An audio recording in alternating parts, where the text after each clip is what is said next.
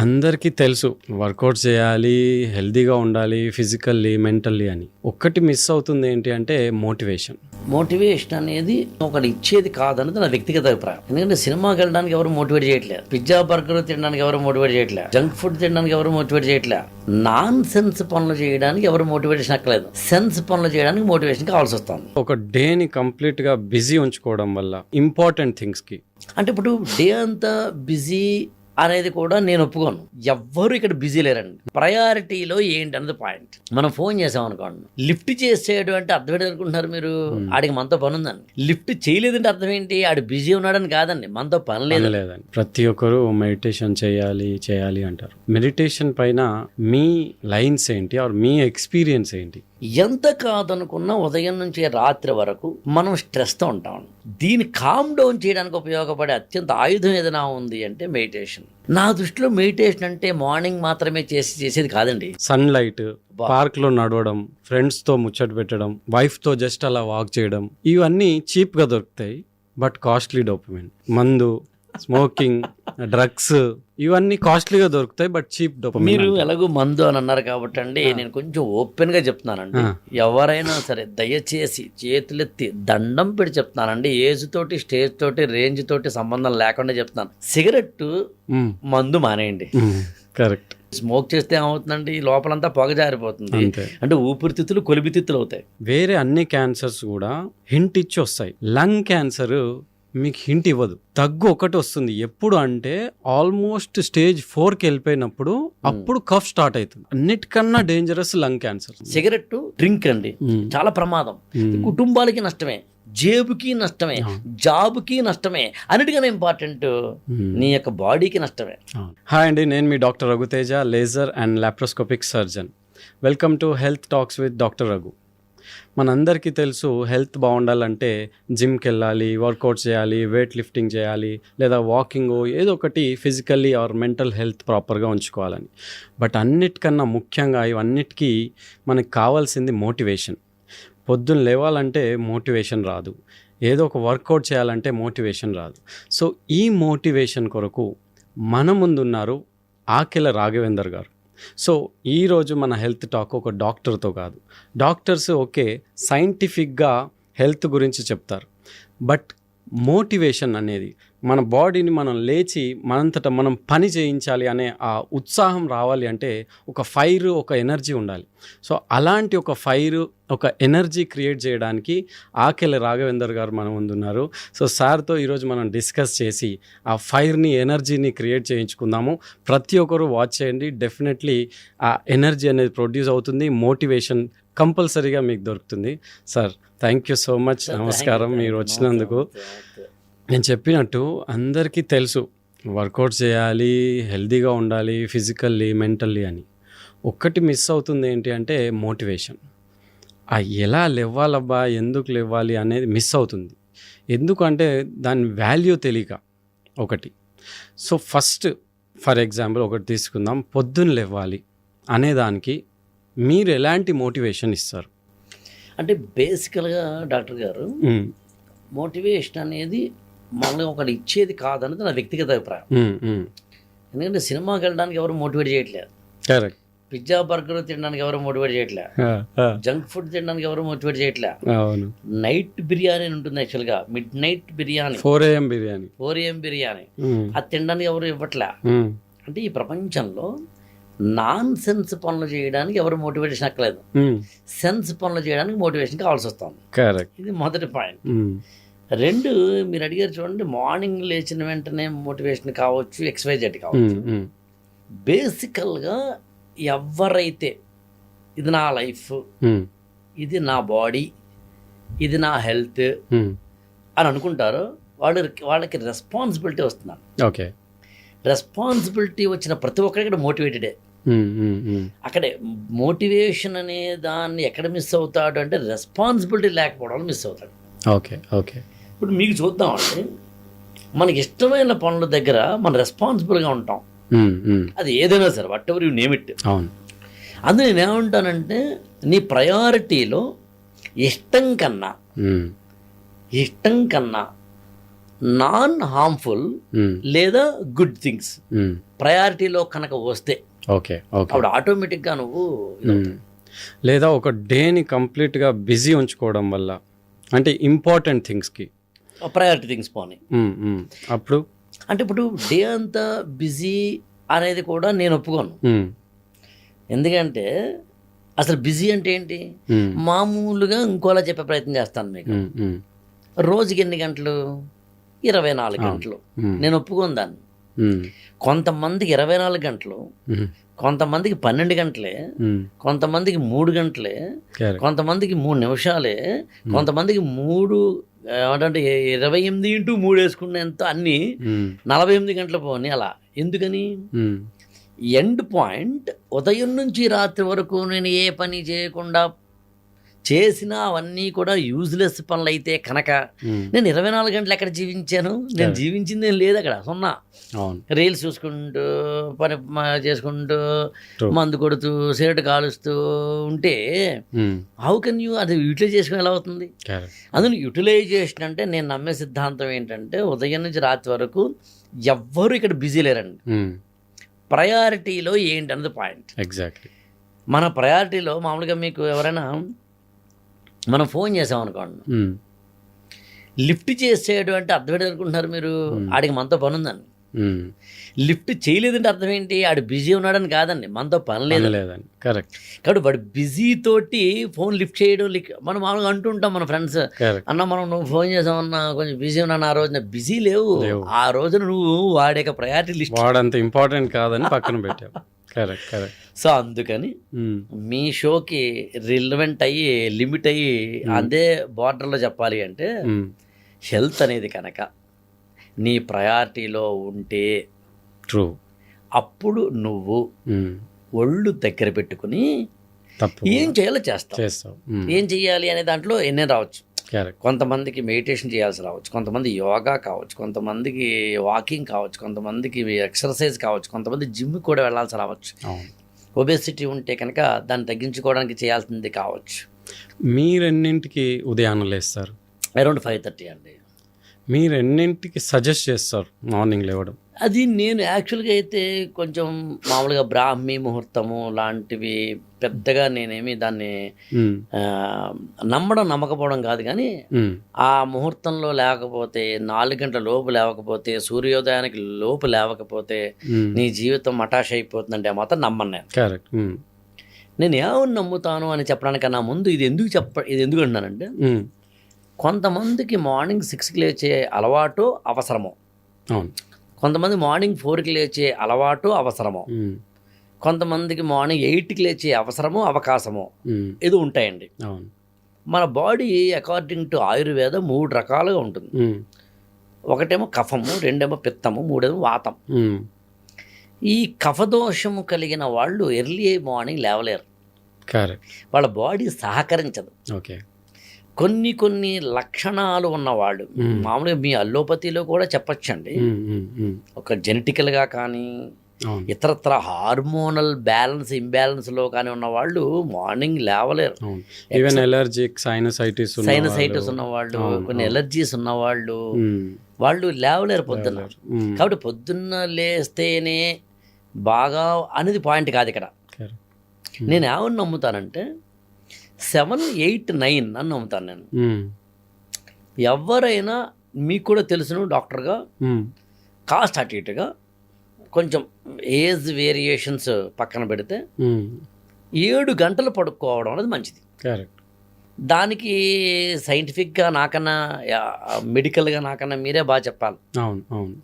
Sleep cycle బాగుంటే మనం కనుక 7 గంటలు పడుకుంటే, చిన్నపిల్లలు అయితే కనుక 10-12 గంటలు పడుకోవాలి, కొంచెం ఏజ్ దాటిన వాళ్ళైతే 60 దాటిన వాళ్ళైతే కనుక 10-12 గంటలు పడుకోవాలి. కాస్త అటు ఇటుగా ఉన్నవాడు ఇమ్యూనిటీ పెరగాలన్నా, లేకపోతే మన బాడీలో మెలటోనిన్ లాంటివి రిలీజ్ అవ్వాలన్నా, అసలు పీనియల్ గ్లాండ్ లాంటి వాటిలోంచి రిలీజ్ అయ్యే మెలటోనిన్ లాంటివి ఏవైతే ఉన్నాయో మన బాడీలో, అంటే సబ్జెక్టు కరెక్షన్. మీరు డాక్టర్ గారు మీ ముందు నేను మాట్లాడకూడదు, ఏదో 10th క్లాస్ చదువుకున్న బయాలజీ పుస్తకం నుంచి మాట్లాడుతున్నాను. What I want to convey end point, మనం రాత్రి పడుకుంటే మాత్రమే మనలో వచ్చే మెలటోనిన్ లాంటి సిక్రీట్ అయ్యేవి ఏవైతే ఉంటాయో వాటిని అర్థం చేసుకుని హాయిగా 9కో 10కో మ్యాక్సిమం 11కో పడుకుని మార్నింగ్ 5:30కో 6కో లేస్తే 7 గంటల పాటు కనుక నువ్వు పడుకోగలిగితే మోర్ దెన్ 7 అవర్స్ పడుకోగలిగితే నీ బాడీ బాగుంటుంది, ఇమ్యూనిటీ బాగుంటుంది, ఎవ్రీథింగ్ బాగుంటుంది. ట్రూ అవును. దానికోసం నువ్వు రాత్రంతానేమో మెలకువగా ఉండి, అంటే సబ్జెక్టు మళ్ళీ కండిషన్స్ ఏంటంటే ఇప్పుడు రాత్రంతా పనిచేసేవాడి గురించి ఇక్కడ మాట్లాడలేదు. ఇప్పుడు నైట్ వర్క్ ఏదో అంటారు కదండి, అది చేసేవాడి గురించి మాట్లాడలేదు, నైట్ షిఫ్ట్. నేను వాళ్ళ గురించి వాళ్ళని మన ఇక్కడ మనందరం కూర్చుని కమెంట్ చేయట్లే. ఎవరికైతే పాసిబిలిటీ ఉందో హాయిగా రాత్రి 10కి పడుకోవడం మానేసి నువ్వేమో టీవీ చూసుకుంటూ రీల్స్ చూసుకుంటూ చేస్తే నీకే నష్టం కదా. అందుకు నేను ఏమన్నా నమ్ముతానంటే 7 అవర్స్ పడుకోవాలండి. 8 అవర్స్ మనకి ఏదో ఒక అంటే ఆ రొటీన్ వర్క్స్ కొన్ని ఉంటాయి. అంటే బ్రషింగ్తో మొదలుకొని, బాత్రూమ్తో మొదలుకొని, లేకపోతే మీల్స్, లంచ్, డిన్నర్, బ్రేక్ఫాస్ట్ లాంటి వాటితో మొదలుకొని, ట్రావెలింగ్తో మొదలుకొని, అంటే ఆఫీస్కి వెళ్ళడం రావడం లాంటి మొదలుకొని చిన్న చిన్నవి చూసి 8 ఉంటాయండి. బ్యాంక్ వెళ్ళడం లాంటివి అయ్యో ఏదో మనకి XYZ whatever you name it. ఒక 8 అవర్స్ మొత్తం 24 అవర్స్లో మీరు కాల్కులేట్ చేసుకుంటే which are not that much fruitful, are not active professional works, but at the same time అవి మాత్రం రొటీన్ వర్క్స్. 9 గంటలు స్టూడెంట్ అయితే చదువుకోవడం, మీరు నేను అయితే కనుక ఆఫీస్ అవర్స్ లాంటివి 9 అవర్స్ ఉంటాయి. ఇప్పుడు 7, 8, 9 వెళ్తే 24 అండి. సో 24 గంటలని 7, 8, 9కి ఎవరైతే చూసుకుంటారో వాళ్ళు కాస్త ఆరోగ్యంగా ఉంటారని నమ్ముతాను నేను. సో సార్ ఇంకొకటి ఏంటంటే మెడిటేషన్. ప్రతి ఒక్కరు మెడిటేషన్ చేయాలి అంటారు. మెడిటేషన్ పైన మీ లైన్స్ ఏంటి, ఆర్ మీ ఎక్స్పీరియన్స్ ఏంటి? అంటే దాదాపు గత 15-20 సంవత్సరాలుగా, ముఖ్యంగా గత 10 ఏళ్ళుగా అయితే కనుక యాక్టివ్గా మెడిటేషన్ చేసుకునే వ్యక్తిగా, ఈవెన్ సమ్టైమ్స్ నేను ఏదైనా సెమినార్లకో వేటికో వెళ్తే సెమినార్కి వెళ్ళడానికన్నా ముందు ఒక అరగంట మెడిటేషన్ చేసుకునే వ్యక్తిగా, నాకు మెడిటేషన్ అనేది నా జీవితానికి సంబంధించి అత్యంత కీలకమైన ఒక ఆయుధం. అంటే మెడిటేషన్ అంటే ఏం చేస్తారు ఎగ్జాక్ట్లీ? నేనేం చేస్తాను చెప్పడం కన్నా, అంటే ఎందుకంటే మెడిటేషన్స్ అనేక రకాలు ఉన్నాయి కాబట్టి నేనేం చేస్తాను అని చెప్పడం కన్నా, ఎవరు ఏం చేసినా మెడిటేషన్ వల్ల లాభము లేదా సింపుల్ టెక్నిక్ ఏదైనా 1 మినిట్ అండి, ఎవరేం చేసినా కానీ మెడిటేషన్ వల్ల లాభం. ఎవరైనా సరే ఇంతవరకు చేయకపోతే చేయడానికి ఒక చిన్న ఇన్పుట్ ఇస్తే ఐ థింక్ ఫ్రూట్ఫుల్ ఇష్టం వల్ల అవుతాం. బేసికల్గా మెడిటేషన్ అంటే మామూలుగా మీరే బాగా చెప్పాలి, మళ్ళీ అలోపతిక్ కాబట్టి ఆల్ఫా, బీటా, గామా లాంటి మన యొక్క బ్రెయిన్ వేవ్స్కి సంబంధించి మనం ఈజీ తీస్తే ఉండే అది అంత జోలికి వెళ్ళట్లేదు. బ్రెయిన్కి సంబంధించిన ఫంక్షనాలిటీ కానీ మామూలు మన సంబంధించింది కానీ ఎంత కాదనుకున్న ఉదయం నుంచి రాత్రి వరకు మనం స్ట్రెస్తో ఉంటాం. కరెక్ట్. వద్దన్నా ఉంటాం. మీరైనా నేనైనా ఎవరైనా కానీ. నాకు తెలిసి కెమెరా మైకు పెట్టిన క్షణం మీ గుండె నా గుండె ఎవరైనా కనుక ఈసీజీ తీస్తే లబ్డబ్కి ఎక్కువ కొడుతుంది. మీతో నాతోనే కాదు, కెమెరామెన్లు కూడా వాళ్ళకు కూడా కొడుతున్నాను. ఎందుకంటే ఒక వర్క్ స్టార్ట్ చేసేటప్పుడు హ్యూమన్ బీయింగ్ అనేవాడికి స్ట్రెస్ అనేది వస్తుంది. ఆ స్ట్రెస్ అనేది ఎంత ఎక్కువ అవుతుంది అనే దాన్ని బట్టి ఆ పని ఎంత లేదా ఆ వ్యక్తి ఎంత అనేది ఆధారపడి ఉంటుంది. దీన్ని కామ్ డౌన్ చేయడానికి ఉపయోగపడే అత్యంత ఆయుధం ఏదైనా ఉంది అంటే మెడిటేషన్. ప్రశాంతంగా, హాయిగా, సింపుల్గా, కంపోజ్డ్గా, కూల్గా, మనం స్థితప్రజ్ఞతతోటి ఆలోచించడానికి మన బ్రెయిన్ని, మన బాడీని ప్రాక్టీస్ చేసేది ఏదైనా ఉంది అంటే అది మెడిటేషన్. ఓకే. మెడిటేషన్ ఇంకోటి కూడా ఉంది. మామూలుగా మనకి ఇప్పుడు మన ఇద్దరు మాట్లాడుతున్నాం, దీన్ని కాన్షియస్ ప్లేన్ అంటాం, చేతనావస్థ అంటాం. కొంచెం ఈ కాన్షియస్ ప్లేన్లోంచి మనము సబ్ కాన్షియస్ ప్లేన్లోకి వెళ్తాం. ఓకే. సబ్ కాన్షియస్ ప్లేన్లోంచి అన్కాన్షియస్ ప్లేన్లోకి వెళ్తాం. కరెక్ట్. ఇక్కడ నేను ప్రాక్టీస్ చేసి చూపించడం కొంచెం కష్టం కాబట్టి నేను చేయట్లేదు, కానీ ఏదైనా ఒక పని మనం చేస్తున్నప్పుడు ఫస్ట్ కాన్షియస్ ప్లేన్లో స్టార్ట్ చేస్తాం. దాన్ని జాగ్రత్తావస్థ అంటారు తెలుగులో, దాన్ని ఇంగ్లీష్లో కాన్షియస్నెస్ అంటారు. మనిద్దరికి తెలుస్తోంది. కెమెరా, మన ఇక్కడ ఒక ఐ డ్రీమ్లో ఉన్నాం, మనకి ఒక అరగంట గంట ఏదో టైం ఉంది, నా ఎదురుకుండా డాక్టర్ గారు ఉన్నారు, ఆయన అడుగుతున్న క్వశ్చన్స్ని అర్థం చేసుకోవాలి, నేను దానికి ఆన్సర్స్ ఇవ్వాలి. This is my conscious plan. Student open చేశాడు బుక్, ఇవాళ ఇది 1857 రివోల్ట్ గురించి చదవాలి, ఓహో చదువుతా అనమాట, దీంట్లో ఇది ఉంటుందన్నమాట, ఇది ఎగ్జామ్లో వస్తుందన్నమాట, కాన్షియస్ ప్లాన్. ఒక ఆవిడ వంటగదిలోకి వెళ్ళి నేను ఇప్పుడు ఏం చేయాలి, పప్పు చేయాలా, ఓకే చికెన్ చేద్దాం అని ఆమె ఆలోచనాన్ని కాన్షియస్ ప్లాన్. ఒక డాక్టర్, ఎవరు ఇతను, ఓకే ఏ ఆపరేషన్ చేయాలి దీనికి అని ఆలోచించడం, ఎవ్రీథింగ్ నీకు తెలుస్తుండే కాన్షియస్ ప్లాన్. నీకు తెలిసే కాన్షియస్ ప్లాన్లోంచి, జాగ్రత్త అవస్థలోంచి కాస్త లీలగా నీకే తెలియని నిన్ను నువ్వే మర్చిపోయే ఒకానొక స్టేజ్లోకి వెళితే దాన్ని స్వప్నావస్థ అని ఉపనిషత్తుల్లో అంటారు. సిగ్మండ్ ఫ్రాయిడ్ లాంటి వాళ్ళేమో సబ్ కాన్షియస్ ప్లేన్ అన్నారు. ఇంకా చెప్పాలంటే మనం మర్చిపోతున్న దశ. ఇప్పుడు కెమెరా ఉంది, రఘు గారు మాట్లాడుతున్నారు, నేను మాట్లాడుతున్నాను, దీనికి వ్యూస్ ఎన్ని వస్తాయి, ఇలా వస్తే ఏం చేయాలి, ఇదే మాట్లాడాలి, అదే మాట్లాడాలనే విషయాన్ని మర్చిపోయి అచింత్యం అమేయం అమోఘం క్షణికమై శాశ్వతమైన ఒకానొక దివ్యానుభవ స్థితిలోకి నన్ను నేనే మర్చిపోయే ఒకానొక దాంట్లోకి వెళ్తే దూదె పింజవుతూ కనుక నేను అందులోకి వెళ్ళగలిగితే జాగ్రత్తావస్థలోంచి స్వప్నావస్థలోకి వెళ్ళి, అంటే కాన్షియస్ ప్లేన్లోంచి సబ్ కాన్షియస్ ప్లేన్లోకి వెళ్ళి అక్కడి నుంచి నా అన్కాన్షియస్ ప్లేన్లోకి, అంటే సుషుప్తావస్థలోకి, గాఢ నిద్రావస్థలోకి వెళ్ళగలిగినంతలాగా నేను వెళితే నా బ్రెయిన్ ఏమో కామ్ అవుతోంది, నా బాడీ ఏమో కూల్ అవుతోంది, కంపోజ్డ్ అవుతోంది, నా మొత్తం ఆలోచన స్థితి అంతా కూడా ఒక నాకే తెలియని ఒక ఆనక స్థితిలోకి వెళ్తాం. దాన్ని ఆనంద స్థితి అన్నారు, దాన్ని దివ్యానంద స్థితి అన్నారు, దాన్ని బ్రహ్మానంద స్థితి అన్నారు. తైత్తిరీయోపనిషత్తులో దాన్ని నాద బిందు కళాత్మక తురియ దశ అన్నారు. ఆనందో బ్రహ్మేతి వ్యజనాత్ అన్నారు, ఆనందో బ్రహ్మ అన్నారు. ఆ బ్రహ్మస్థానానికి వెళితే ఆనంద స్థితి వస్తుంది అన్నారు. నా దృష్టిలో మెడిటేషన్ చేస్తే ఆ స్థితిలోకి మనం వెళతాం. బ్లిస్ అంటాం. బ్లిస్, ఎక్స్టసీ, బ్రహ్మానందం వెళ్తున్నాం కదా. నా దృష్టిలో ఇది ఎలాంటిదంటే బ్యాటరీ ఛార్జ్ పెడతాం కదా సెల్ ఫోన్కి, అలాంటిది. మార్నింగో ఈవినింగో ఒకసారి నువ్వు కూర్చుని పద్మాసనంలోనో ఇంకొక ఆసనంలో కూర్చుని వజ్రాసనంలోనో నిన్ను నువ్వు మర్చిపోయి అలాగా దాన్ని శ్వాస మీద ధ్యాస అంటారు కొందరు, ఏదైనా ఒకనొక వస్తువుని స్మరించుకోమని ఇంకొకళ్ళు అంటారు, దేవుణ్ణి స్మరించుకొని ఇంకొకళ్ళు అంటారు, ఏదైనా ఒక ఓం భూర్భువస్వః అంటూ ఏదైనా ఒక గాయత్రి మంత్రాన్ని వింటూ అని కొందరంటారు, శివలింగాన్ని మాత్రమే చూస్తూ అని కొందరంటే, జ్యోతిర్లింగాన్ని మాత్రమే చూస్తూ కొందరంటే, ఎవరు ఏదైనా ఒకరు ఊబర్ అయితే ఒకరు ఓలా, ఇంకొకరు ర్యాపిడో. ఎండ్ పాయింట్ నిన్ను నువ్వు తెలుసుకునే, నిన్ను నువ్వు మర్చిపోయే ఒకానొక స్థితిలోకి వెళ్ళడం. మీరు దేన్ని సజెస్ట్ చేస్తారు? నేను బేసికల్గా అయితే కనుక మార్నింగ్ ఒక అరగంట కానీ 45 minutes కానీ ప్రపంచాన్ని మర్చిపోయి హాయిగా కూర్చుని నేను, అంటే చిన్న చిన్న శ్లోకాలు లాంటి పెద్ద పదాలు వాడిన కానీ ఒక, అంటే ఎలా చెప్పాలి, కొన్ని నాతోటి నేను మాట్లాడుకునే మాటలు కొన్ని చేసుకుంటూ వెళ్తా. నేను ప్రత్యేకంగా దేవుడి శ్లోకాలు అంటే దేవుడిని పెద్దగా అలా నమ్మను కాబట్టి. దేవుడు అంటే వరాలు ఇచ్చేవాడు, దేవుడు అంటే మనం కనుక ఏదైనా తప్పులు చేస్తే శిక్షించేవాడు, మన పాపాలన్నీ లెక్కలేసుకుంటూ కూర్చుని అని నమ్మను నేను. దేవుడు మనకన్నా గొప్పవాడు, ఆయన ఇదే పని కాదు.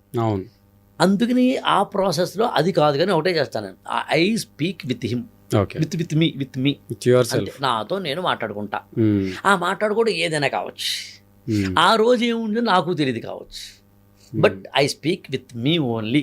అది 30 minutes, 20 minutes, 40 minutes అనేది డిపెండింగ్ ఆన్ దట్ డే.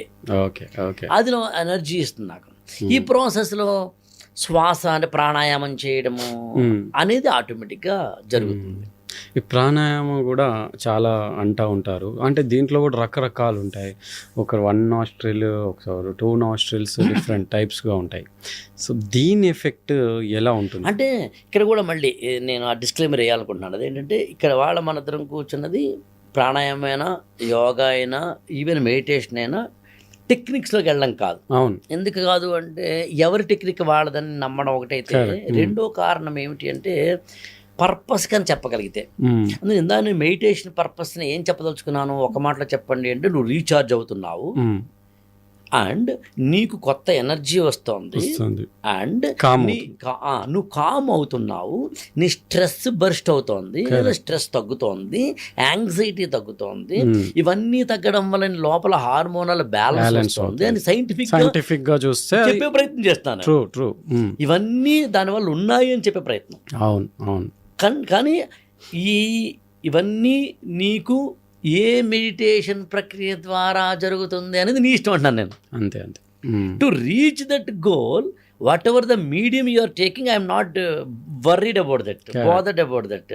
కానీ వై, ఎందుకు రీచ్ అవ్వాలి, ఎలా రీచ్ అవ్వాలని అంతే. అంటే మెడిటేషన్ చేస్తే మంచిదబ్బా, తెలిసి చేస్తావా తెలియక చేస్తావా నాకు అనవసరం అంటాను నేను. ఇంకా మెడిటేషన్ గురించి చెబుతూ మళ్ళీ నేను ఇటువైపు వస్తాను, ప్రాణాయామం అంటే వస్తాను. ఇంకొక లైన్ ఉంది అక్కడ, ఏంటంటే నా దృష్టిలో మెడిటేషన్ అంటే మార్నింగ్ మాత్రమే చేసేది కాదండి, ఈవినింగ్ ఒక అరగంట చేసేది కాదండి, మెడిటేషన్ హాల్కి వెళ్ళి చేసేది కాదండి, పలానా ఆశ్రమం వాళ్ళంటే మెడిటేషన్ క్యాంప్ పెట్టారంటే చెప్పి అక్కడికి వెళ్ళి చేసేది కాదండి. నేను నన్ను నమ్మందాను. నా దృష్టిలో మెడిటేషన్ అంటే ఏంటంటే, నువ్వు ఏ పని చేస్తుంటే ఆ పనిలో కనుక లీనమైపోతే అది మెడిటేషన్. అల్లసాని పెద్దన మను చరిత్రలో ద్వితీయ ఆశ్వాసంలో ఒక పద్యం చెప్తాడండి. ఎందే డెందము కందళించు రహితో అంటూ, ఎందే డెందము కందళించు రహితోనే కాగ్రతనని కుంభగత ప్రదీప కళికా శ్రీదోపన్ అంటాడండి. అంటే ఈ డెందం అంటే మనసు. నువ్వు ఏ పని చేస్తుంటే ఆ పనిలో లీనమైపోతే, లీనమైనప్పుడు ఎలా ఉండాలంటే, దీపం పెడితే గాలి కదులుతుంది, దీపం మీద కనుక ఏదైనా గాజుది పెడితే, కుప్పె పెడితే, గాజు కుప్పె వల్ల గాలికి దీపం అటు ఇటు ఊగదు, స్థిరంగా ఉంటుంది కానీ వెలుగుతూ ఉంటుంది.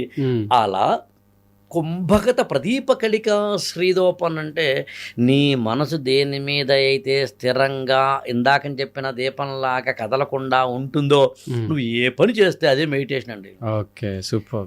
అందుకని మీరు నమ్మరు, క్లాస్ చెప్తుంటే నేను మైమర్చిపోతా, ఉపన్యాసం ఇస్తుంటే మైమర్చిపోతా, మీ ముందు ఇలా మైక్ పెట్టి మాట్లాడుతుంటే మైమర్చిపోతా. ఎందుకంటే మైమర్చిపోవడం నాకేమో సరదా కాదు, ఆ వంకతోటి నేను మెడిటేషన్ చేసుకుంటున్నాను. నేను అందులో ఏమంటానంటే, సెక్స్ కనుక ఇంట్రెస్ట్ తోటి ప్రపంచాన్ని మర్చిపోయి చేస్తే మెడిటేషనే. అన్నం ప్రపంచాన్ని మర్చిపోయి హాయిగా నువ్వు ఆస్వాదిస్తూ తింటే మెడిటేషనే. అదే పూజ, అదే వ్రతం, అదే దైవ సంకల్పం అని నమ్ముతాను.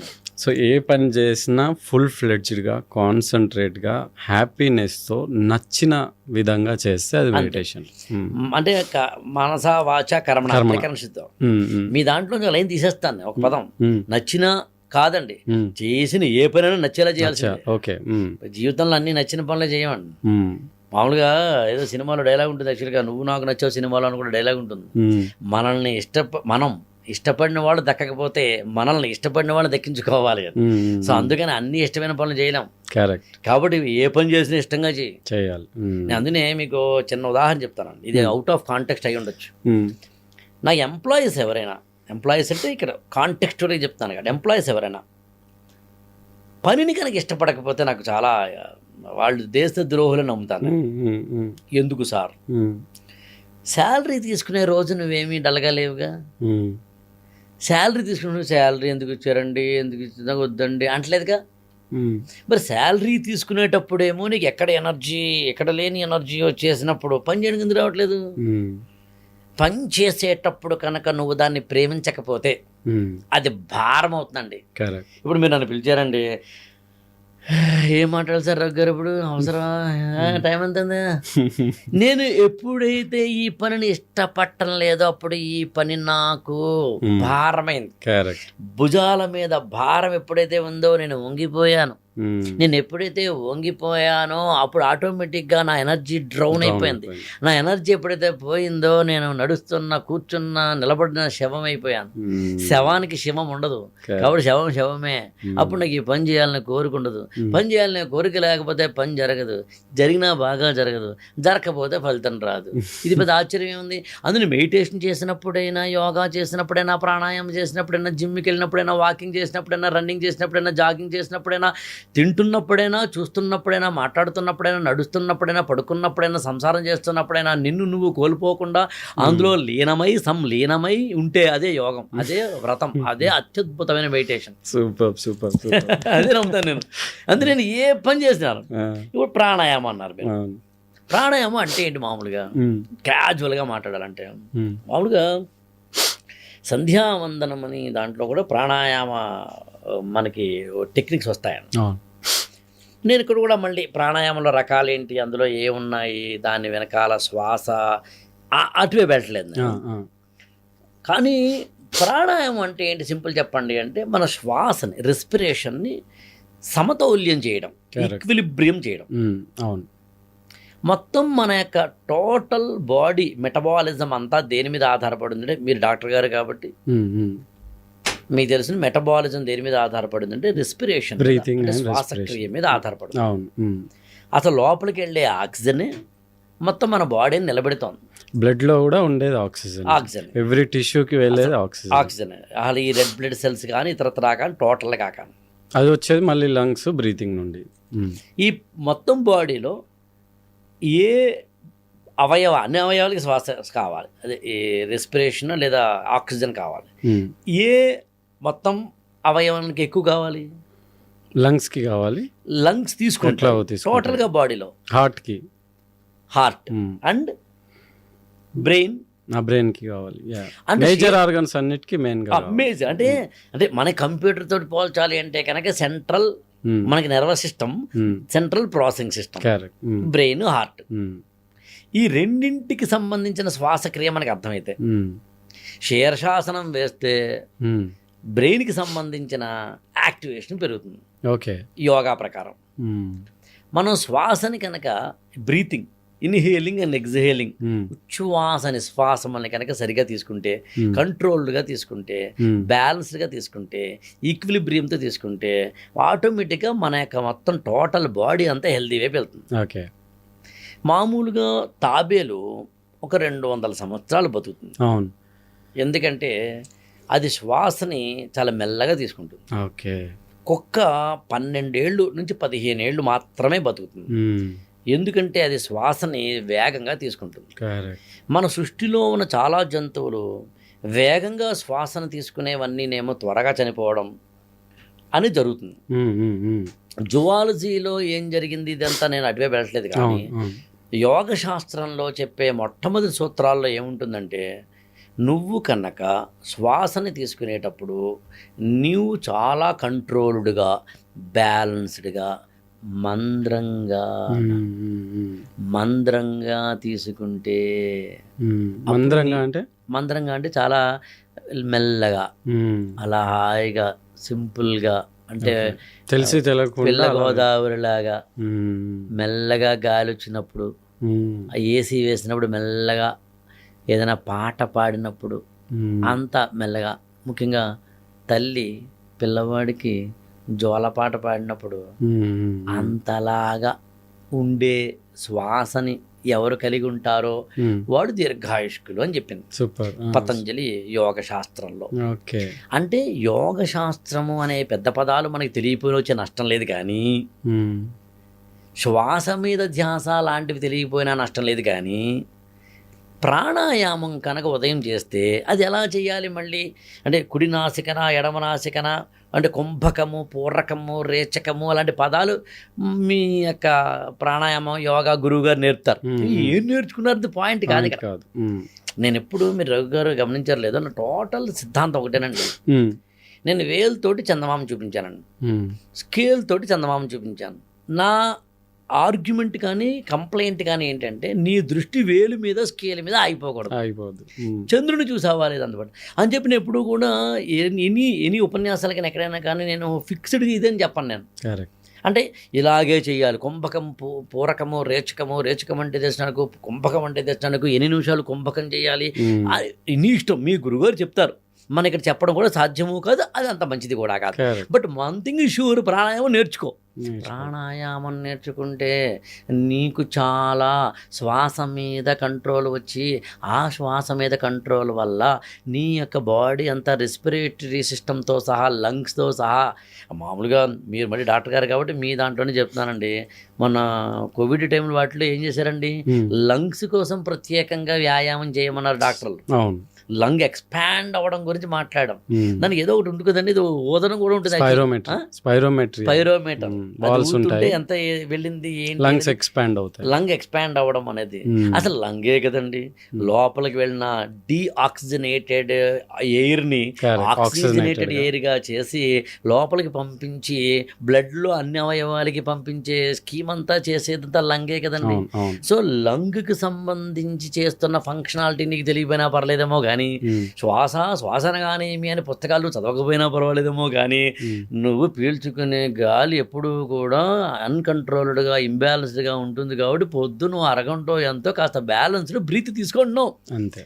బ్యాలెన్స్డ్ బ్రీత్ మార్నింగ్ తీసుకోవడానికి నువ్వు చేసే ప్రయత్నం ఏమిటి అంటే ప్రాణాయామం. అందులో ప్రాణాయామం చేయి. అందులో హాయిగా ఉదయం లేచి కుడి నాసిక ఎడమ నాసిక మొత్తం మీద నువ్వు మీ గురువు గారు చెప్పినట్టుగా చేసుకో. ప్రాణాయామం చేస్తే ఏమవుతుందంటే శ్వాస మీద కంట్రోల్ వస్తుంది. ఉదయం నుంచి రాత్రి వరకు ఎలాగూ కాదు కదా, మనకి కార్టిజాలో సెరటోనిన్ ఏదో రిలీజ్ అవ్వాల్సిందే కదా మొత్తం ఉదయం నుంచి రాత్రి వరకు. అదేదో ఒక అరగంట మళ్ళీ ఇందాకని చెప్పింది మళ్ళీ ఇక్కడ కూడా వర్తిస్తుంది, మెడిటేషన్ లాగే.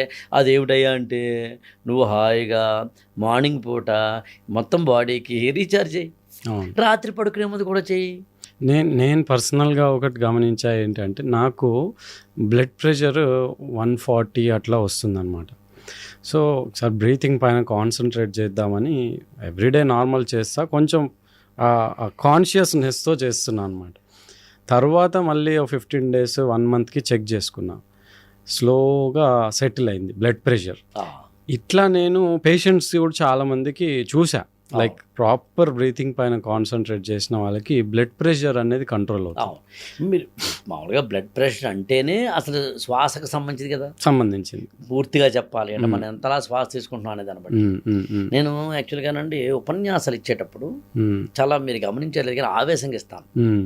సో శ్వాసని చాలా ఇంబ్యాలెన్స్ చేస్తాను, మీరు గమనించే ఉంటాను.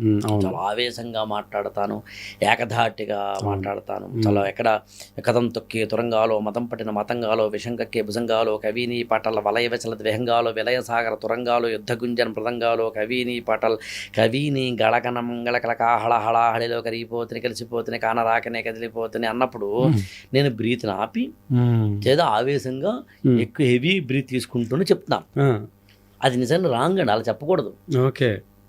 నాకు పత్రిజీ అని మెడిటేషన్ సమయం ఒక అన్నారు.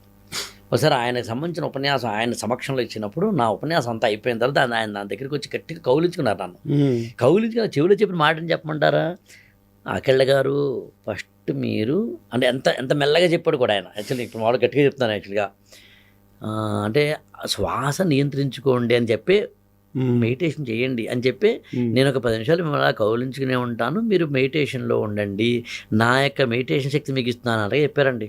ఓకే. నాకు చాలా ఆత్మీయమైన మిత్రుడు అండి ఆయన. మిత్రుడు అనే పదం వాడకూడదు, పెద్ద ఆయన, బట్ అయినా సుభాష్ పత్రిజీ వాటి పిరమిడ్ ధ్యాన కేంద్రం అంటే వాటి వాంట్ టు కన్వే. ఆయన అంటే నేను ఉపన్యాసం ఇవ్వడానికి ముందు ఎందుకు మెడిటేషన్ చేసుకుంటాను, ఉపన్యాసం ఇచ్చిన తర్వాత ఎందుకు మెడిటేషన్ చేసుకుంటాను అంటే నా ఉపన్యాసం ఏమో హెవీగా ఇవ్వక తప్పదు. ఆడియన్స్ నేను కదిలించాలి అంటే మోటివేషనల్ స్పీకర్ అంటే నేను కదిలించాలి సార్, నేను ఉన్నదే అందుకు, నాకు మైక్ ఇచ్చింది అందుకు. అందుకని నేనేమంటున్నాను నేను మెడిటేషన్ చేసుకుని సభకు వచ్చాను, అయిపోయిన తర్వాత మెడిటేషన్ చేసుకుంటున్నాను. ఎందుకంటే ఎనర్జీని నేను కూడా స్టోర్ చేసి వాడుతున్నాను తప్పించి కానీ స్టోర్ వాడకూడదు. అందుకని ఎండ్ పాయింట్ ఏంటంటే మన వృత్తి ఏదైనా, ప్రవృత్తి ఏదైనా, పని ఏదైనా, ఉద్యోగం ఏదైనా నీకు కనుక ప్రాణాయామం చేసుకోవాలనే కోరిక ఉంటే, శ్వాసం మీద కనుక నీకు ఒక కంట్రోల్ రావాలని అనుకుంటే నువ్వు నీ ఆరోగ్యాన్ని బాగుపరుచుకున్నవాడు అవుతావు. Super. Depending on the situation. కొన్ని యొక్క వృత్తుల్లో వాళ్ళు కంపల్సరీ, నువ్వు పోలీసు ఉద్యోగాలు ఉన్నాయండి, వాళ్ళు కంపల్సరీ మెడిటేషన్ అంటే ప్రాణాయామం లాంటివి చేసి తీరాలి. సో ఇట్లా నేను ఎప్పుడూ కూడా మార్నింగ్ మెడిటేషను, ప్రాణాయామం, వాకింగ్ ఖచ్చితంగా అంటే ఈ ఈ ఈ మధ్య టాక్ విన్నవాళ్ళు ఎవరికైనా ఉపయోగపడుతుందని చెప్తున్నానండి. నేను మార్నింగ్ 5:30 అలా లేచి చక్కగా మెడిటేషన్, వాకింగు, మెడిటేషను, యోగా, ఈ ప్రాణాయామం ఇవి చేసుకుంటాను. ఏది ఎక్కువ చేయను. ఓకే. యోగా అలా అని చెప్పి ఆసనాలు అన్నీ 20 నో. ఆ రోజు నాకు ఏమనిపిస్తే ఏ ఆసనం అనిపిస్తే ఆసనం అంతే. అండ్ గుంజీలు తీస్తాను. నాకు ఇష్టమైన ప్రక్రియ గుంజీలు తీయడం. ఇలా ఏవో అంటే నేనేమంటున్నానంటే, నేనైనా మీరైనా ఎవరైనా మార్నింగ్ బాడీని ఒక అరగంటో గంటో మనకున్న టైంని బట్టి వాకింగు, యోగాను, ప్రాణాయామం మరొకటి చేస్తే మంచిది అని చెప్పండి. గుంజీలు అన్నారు కాబట్టి దాని ఇంపార్టెన్స్ ఎందుకు అంటే, మనం నార్మల్గా లెగ్స్ని చాలా నెగ్లెక్ట్ చేస్తాం. లెగ్ ఎక్సర్సైజ్ జిమ్లో కానివ్వండి, నార్మల్గా మీరు చెప్పిన గుంజీలు కానివ్వండి చాలా ఇంపార్టెంట్. ఎందుకంటే కాఫ్ మజిల్స్ ఉంటాయి కదా, వీటిని మనం సెకండ్ హార్ట్ అంటాం. ఫస్ట్ హార్ట్ ఇది అయితే సెకండ్ హార్ట్ ఇది. ఎందుకంటే వీటి కాంట్రాక్షన్ వల్లనే అక్కడ ఆగిపోయిన బ్లడ్ అంతా మళ్ళీ రివర్స్ అవుతుంది. ఇక్కడికంతా డిఆక్సిజనేటెడ్ బ్లడ్ పంపి లంగ్స్లో ప్యూరిఫై అయ్యి మళ్ళీ ఆక్సిజనేటెడ్ బ్లడ్ హార్ట్కి వెళ్తుంది. ఇవి కాంట్రాక్ట్ అవ్వలేదంటే ఇక్కడ జమ అయిపోతాయి. ఈ జమ అయిపోవడం వల్లనే క్లాట్స్ అవుతాయి. ఈ క్లాట్సే ఇక్కడ నుంచి డిస్లాడ్జ్ అయ్యి హార్ట్కి పోయి బ్లాక్స్ అవుతాయి. సో ఈ విషయం చాలామందికి తెలియదు. లెగ్ ఎక్సర్సైజెస్ని చాలా నెగ్లెక్ట్ చేస్తారు. సో లెగ్ ఎక్సర్సైజెస్ పడుకునే వెంటనే పిక్కలు పట్టేయడం లాంటివి జరిగితే దాన్ని వెంటనే ప్రికాషనరీగా కాషన్గా చూసుకోమని డాక్టర్లు చెప్తారని నాకున్న అంచనా. అంటే మెగ్నీషియం తక్కువ అవుతే కూడా ఈ పిక్కలు పట్టుకోవడం ఇలాంటివి చాలా అవుతాయి. ఎలక్ట్రోలైట్ ఇంబ్యాలెన్స్ అంటాం కదా అవి. బట్ యాక్చువల్గా మీరు మెగ్నీషియం అన్నారు కాబట్టి యాక్చువల్గా నాకు ఆ మినరల్స్ లాంటి వాటి గురించి కూడా మనం ఎప్పుడైనా నేను లేదా మీరు ఇంకోసారి మాట్లాడండి. యాక్చువల్గా మనం ఉదయం నుంచి రాత్రి వరకు తినే ఆహారం అంతా యాచిజ్గా తింటే, ఏ పండకి ఏ వస్తువులు అయితే మనం చేసుకోమని మనం అనుకుంటామో అవన్నీ చేసుకుంటే, ఏ సీజన్లో దొరికే పండ్లు ఆ సీజన్లో తింటే, అన్ని బ్యాలెన్స్గా తింటే, నాన్ వెజ్ అయినా వెజ్ అయినా నాకు తెలిసి బెటర్ ఎవ్రీథింగ్ లోపలికి వెళ్తుంది. అవును. డైట్ గురించి అన్నారు కాబట్టి మీరు వెజిటేరియన్ డైట్ ఎక్కువ ప్రిఫర్ చేస్తారా, నాన్ వెజిటేరియన్? అంటే నేను ఆల్రెడీ పుట్టి పెరుగుతున్నది వెజిటేరియనే కాబట్టి నాకు నాన్ వెజ్ తోటి టచ్ లేదు. ఓకే. కానీ నేను రిజర్వేషన్స్ లేవు నాకు. అంటే నాన్ వెజ్ కన్నా వెజ్ గొప్పదండి అది కాదు. వెజిటేరియనే, నాన్ వెజ్ నాన్. ఇవాళ మార్నింగ్ మీకు వాట్సాప్లో ఒకటి పంపించాను, చూసే ఉంటారు మీరు. వెజిటేరియన్ ఫుడ్కి నాన్ వెజిటేరియన్ ఫుడ్కి కంపారిజన్ టేబుల్తో సరదాగా పంపించా. ఏదైనా రెండూ గొప్పవే, రెండూ మంచివే, ఏది ఎక్కువ తినకూడదు. వెజ్ అయినా సరే, నాన్ వెజ్ అయినా సరే, దేంట్లో ఉండేవి దాంట్లో డెఫిషియన్సీస్ ఉన్నాయి, ఎఫిషియన్సీస్ ఉన్నాయి. ఎగ్జాక్ట్లీ. సో ఏదైనా తమకు అనుగుణంగా తీసుకోమని నేను చెప్తూ ఉంటాను. యాక్చువల్గా అంటే మన డైటేషన్ కాదనుకోండి. నేను ఇంకోటి కూడా చెప్తానండి. అంటే ఇందాక నా పతంజలి యోగ శాస్త్రం వచ్చింది కాబట్టి, పతంజలి యోగ శాస్త్రంలో ఫస్ట్ లైన్ ఏముంటుందంటే, యోగ చిత్తవృత్తి నిరోధ అని ఉంటుందండి. యోగ శాస్త్రంలో యోగా అంటే ఏంటి, ఏం కాదురా, చిత్త వృత్తి నిరోధ అంటాడు. చిత్తం అంటే మనసు, వృత్తి అంటే దాని యొక్క ఆలోచనలు, అండ్ నిరోధ అంటే కంట్రోల్. ఓకే. అంటే మనసుని కనుక కంట్రోల్ చేసుకుంటే, మెంటల్ హెల్త్ అని వాళ్ళ మనం పదం వాడతామండి. If you are controlling your heart, brain and ఆలోచన, థాట్ ప్రాసెస్, చిత్తం, మనసు, హృదయం, whatever you name it, correct, మనకి 50% హెల్త్ బాగుంటుంది. ఎగ్జాక్ట్లీ. ఈ సైకోసోమాటిక్ అనే పదం అక్కడి నుంచే వాడతాం మనం. అవును. అసలు మన యొక్క మెంటల్ హెల్త్లోంచి ఫిజికల్ హెల్త్ని తెచ్చుకోవచ్చు అని కూడా అక్కడే వాడతాం మనం. ఆలోచనలు కనుక పరిపూర్ణంగా పాజిటివ్ అయి పెట్టుకుంటే కనుక, దానికి నేను మామూలుగా ఎప్పుడు ఏమంటానంటే స్మైలింగ్ ఫేస్ అండి. మీరు ఎన్నైనా చెప్పండి, నేను అనుభవం చెప్తున్నాను. డోపమైన్ లాంటివి కాస్త పదాలు వాడితే చెప్పచ్చేమో, కానీ మామూలుగా అయితే కనుక నవ్వండి. అందుకని ఎవరికైనా ఏం చెప్తానంటే, ఎప్పుడైనా డల్ అయితే డోంట్ వర్రీ, మీరు ఏదైనా అంటే ఎవరి యొక్క వాళ్ళది ఒక మంచి పాట వినండి, మ్యూజిక్ వినండి, లేకపోతే కనుక మొక్కల దగ్గర ఉండండి, కుక్కల పిల్లలు పెంచుకుంటే వాటితో ఉండండి, లేదా ఇష్టమైన వ్యక్తితోటి గడపండి, లేకపోతే కనుక ఒక మంచిది ఏదైనా జోక్, మంచి కార్టూన్ జోక్స్, లేకపోతే కనుక సినిమాలో వచ్చే జోక్స్ ఉంటాయి కదా, వాటిని వినండి, యూట్యూబ్లో చూడండి. అంటే మీరు చెప్పిన డోపమిన్ ఏదైతే ఉందో అది కాస్ట్లీ డోపమిన్ కదా, చీప్గా దొరుకుతాయి బట్ కాస్ట్లీ డోపమిన్. సన్లైట్, పార్క్లో నడవడం, వాకింగ్, ఫ్రెండ్స్తో ముచ్చట పెట్టడం, లేదా వైఫ్తో జస్ట్ అలా వాక్ చేయడం, పేరెంట్స్తో హగ్గింగ్, స్పర్శ, ఇవన్నీ చీప్గా దొరుకుతాయి బట్ కాస్ట్లీ డోపమిన్. కాస్ట్లీగా దొరికాయి మందు, స్మోకింగ్, డ్రగ్స్, ఇవన్నీ కాస్ట్లీగా దొరుకుతాయి బట్ చీప్ డోపమిన్. మీరు ఎలాగో మందు అని అన్నారు కాబట్టి అండి, నేను కొంచెం ఓపెన్గా చెప్తున్నానండి. ఎవరైనా సరే దయచేసి చేతులెత్తి దండం పెట్టి చెప్తున్నానండి, ఏజ్ తోటి, స్టేజ్ తోటి, రేంజ్ తోటి సంబంధం లేకుండా చెప్తున్నాను. అంటే 16 ఏళ్ళ కుర్రాడైనా కానీ, 66 ఏళ్ళ ఆయనైనా సరే, అమ్మాయి అయినా సరే, అబ్బాయి అయినా సరే, జెండర్తో సంబంధం లేకుండా చెప్తానండి, చేతులు దండం పెట్టి చెప్తానండి, సిగరెట్, మందు మానేయండి. కరెక్ట్, అంతే. సరే నువ్వు చెప్తున్నావా అని ఎన్నన్నా సరే, నువ్వు నాకు తిట్టుకున్నా పర్లేదు, సిగరెట్, మందు మానేయండి. దానివల్ల వచ్చే నాకు నెగిటివ్లు ఏంటి అనే దాని గురించి ఇప్పుడు నేను మీరు ప్రత్యేక చెప్పాల్సిన అవసరం లేదు, అందరికీ తెలుసును కాబట్టి. బట్ ఆ రెండు అందుకనే ఇప్పుడు మామూలుగా మన యొక్క లంగ్ గురించి మాట్లాడుతాం విన్నాను కాబట్టి, స్మోక్ చేస్తే ఏమవుతుందండి, లోపలంతా పొగ జారిపోతుంది, అంటే ఊపిరితిత్తులు కొలిపితిత్తులు అవుతాయి. అందుకు నేను మళ్ళీ చెప్తున్నానండి, దండం పెట్టి చెప్తాను అందరికీ. స్కూల్కి వెళ్ళినా, కాలేజీలకు వెళ్ళినా, ఫంక్షన్స్కి వెళ్ళినా, నేను ఈవెన్ కంపెనీలకు వెళ్ళినా, ఎక్కడికి వెళ్ళినా ఫస్ట్ చెప్పేదో, లాస్ట్ చెప్పేదో, మధ్యలో చెప్పేది ఏంటంటే మందు కొట్టొద్దు, సిగరెట్ కాల్చొద్దు. తర్వాత ఇంకొక పాయింట్ చెప్తానండి, మీరు టైం ఎంతుందో మీరు చూసుకోండి. ఆరోగ్యం విషయంలో మనకి మన బాడీయో, మన జీవన విధానమో, లేదా మనకు సంబంధించిన చుట్టుపక్కల ఏవో మనని వార్నింగ్ చేస్తాయని నమ్ముతాను నేనండి. నేను 10 ఏళ్ల కిందట, అంటే ఇప్పుడు నాకు 51 ఏళ్ళు, 40 ఏళ్ల వయసులో ఒక ఒక చాలా ఒక రియల్ ఎస్టేట్లో చాలా అతిపెద్ద గొప్ప ఆయన, నాకు తెలిసి ఒక 2000-3000 కోట్ల అధిపతేమో. ఇద్దరం కూర్చుని కాఫీ తాగుతున్నాం. ఒక సెషన్కి వెళ్ళాలి, వాళ్ళ కంపెనీకి నేను సెషన్కి వెళ్ళడానికన్నా ముందు కాఫీ ఆర్డర్ ఇచ్చాం.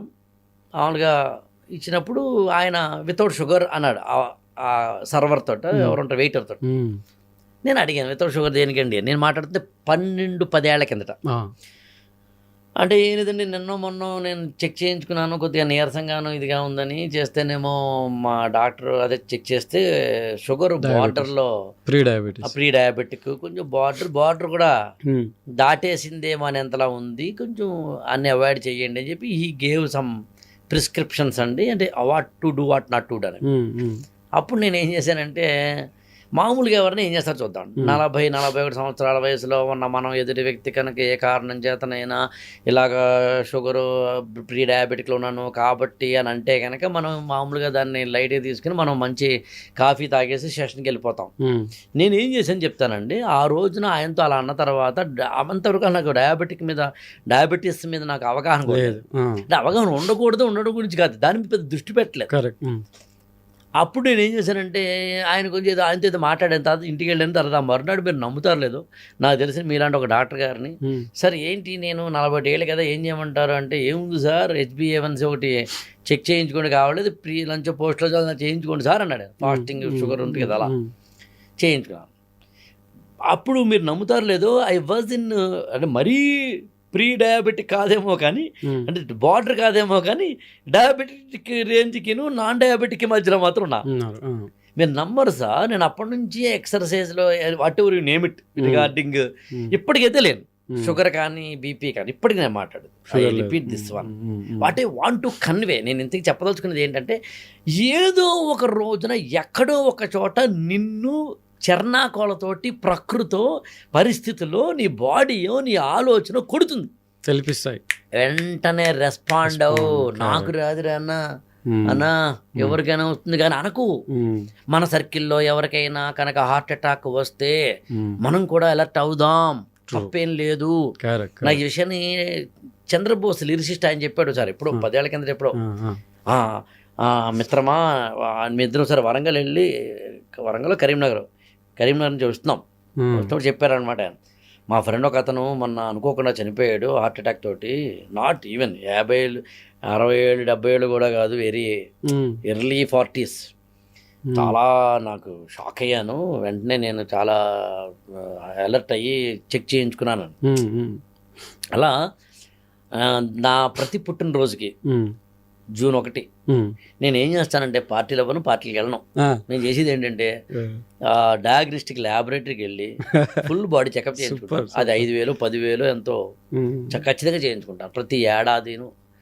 అంటే what I want to convey, ఇక్కడ అలర్ట్నెస్ గురించి మాట్లాడతాను ఉన్నంతలో.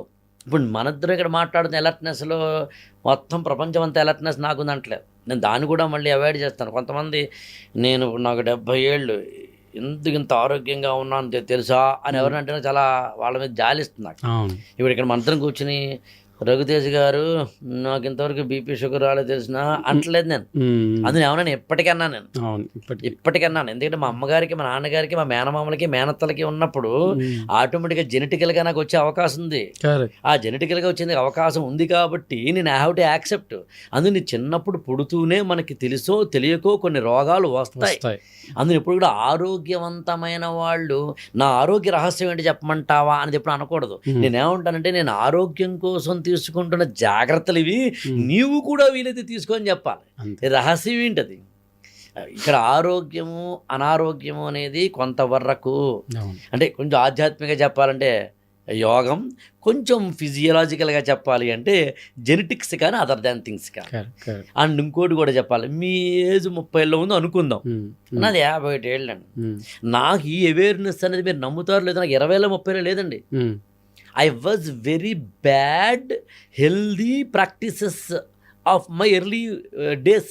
అంటే 20లో 30లో రాత్రి 2ంటికి పడుకోవడం, ఎప్పుడు పడితే అప్పుడు తినేయడం. నేను ఎప్పటికీ ఇవాళ 20లో 30లో ఉన్నవాళ్ళు చెప్పేది అదే, నువ్వు యవ్వనంలో ఉన్నప్పుడు రెచ్చిపోయి 16 ఏళ్ళ 5 ఏళ్ళ 10 ఏళ్ల వయసులో ఉన్నప్పుడు జంక్ ఫుడ్ తినేసి ఆల్ట్రా ప్రాసెస్డ్ ఫుడ్ తినేసి ఇష్టం వచ్చినట్టుగా తినేస్తే నీ బాడీ ఇప్పుడు సహకరిస్తుంది. 50లకు వచ్చినప్పుడు నాకు ఇప్పటికీనండి, మీరు నంబరు, నాకు 20లో ఎవరైనా కానీ లాగి పెట్టుకొని చెప్పుంటే బాగుండేది అనిపిస్తుంది. యాక్చువల్గా no Raghavendra, you should maintain health అని చెప్పుంటే బాగుండేది అనిపిస్తుంది నాకు. ఇప్పుడు ఇవాళ నేను ఉన్నంతలో లక్కీ వల్ల నేను కాస్తో కూస్తో పరిపూర్ణమైన ఆరోగ్యం అన్న నేను. అనారోగ్యాలు లేవంతే, ఎసిడిటీ లేదు, బీపీ లేదు, షుగర్ లేదు. అవి లేవు అంటే అర్థం రావు అని కాదు. ఎందుకని నా యొక్క 20లు 30లలో నేనేమి హెల్తీ ప్రాక్టీస్ చేయలేదు. కళ్ళు తెరుచుకుని 40లో, ఆ మాత్రం 40లో తెరుచుకున్నాను కాబట్టి ఈ మాత్రం ఉన్నాం. 60లకు వచ్చేసరికి ఏమవుతుందో తెలియదు. అందుకని నేను ఎప్పుడు కూడా ఇవాళ ఏమంటానంటే, యవ్వనంలో ఉన్నవాడు చేతులు దండం పెడుతాను, హెల్త్ పాడు చేసుకోకండి. దేశం అంటే మట్టి కాదు, దేశం అంటే మనుషులో. ఇవాళ ప్రపంచంలో చైనాకి జపాన్కి వృద్ధుల సంఖ్య ఎక్కువ అండి. ముసలు అంటే వృద్ధులు అంటే ఓల్డ్ ఏజ్ పీపుల్ ఎక్కువ. అంటే వాళ్ళ యంగ్ పీపుల్ లేరు. అంటే దాన్ని వాళ్ళగా జాగ్రఫీలో డెమోగ్రాఫిక్ డివిడెండ్ అంటాం. అంటే జనాభాలో యూత్ పాపులేషన్ ఎక్కువగా ఉన్న ఏకైక దేశం భారతదేశం. అలాంటి యూత్ ఎలా ఉండాలండి?